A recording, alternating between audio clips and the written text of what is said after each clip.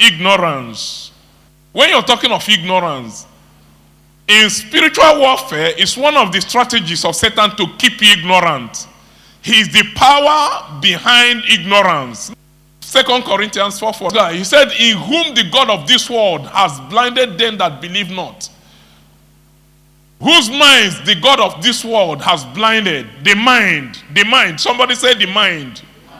Satan brings blindness on people's minds, especially the minds of unbelievers. And when a Christian is wrongly positioned, he can affect you with blindness, spiritual blindness, so that you can't see what you're supposed to see. So whose minds the God of this world has blinded, who do not believe, lest the light of the gospel of the glory of Christ, who is the image of God, should shine on them. He blinds your eyes so that the light of the gospel, the knowledge of God, the understanding of God, the wisdom of God cannot penetrate. He brings blindness on people. So Satan wants to keep people in ignorance through spiritual blindness. When he keeps you in ignorance, he can control you. After the abolition of slavery in America and all those places, South America, North America and all those places, some of those wicked slave masters, several months, if not years, after the abolition of slavery, still kept some slaves laboring for them in their farms. And how did they do it? They made sure they didn't get the information that slavery has been abolished. Are you hearing me? Anybody that keeps you in ignorance can easily enslave you. There is something, that's why some sections of this country don't allow their people to get educated.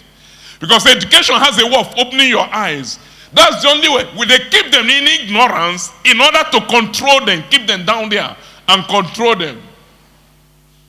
Somebody said, one of the politicians said, talking about tax and how they intend to do it. He said, we reduce the purchasing power of the people. And then make sure everybody, he did his hand like this, increase the tax basket. That's the basket where tax is coming from. He did his hand like that. You know, reduce the purchasing power of the people. That's a tool for enslavement. When you make sure money is not in the hands of the people, you can easily control them. It's a tool. He didn't know when he said that, but that's what he's operating on. That's a principle he's operating on.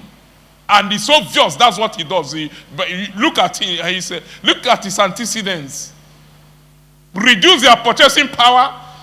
Let them not have good income, but increase the tax on them. That way they can't raise up their heads. So Satan uses blindness to keep people in ignorance, and that way he controls them.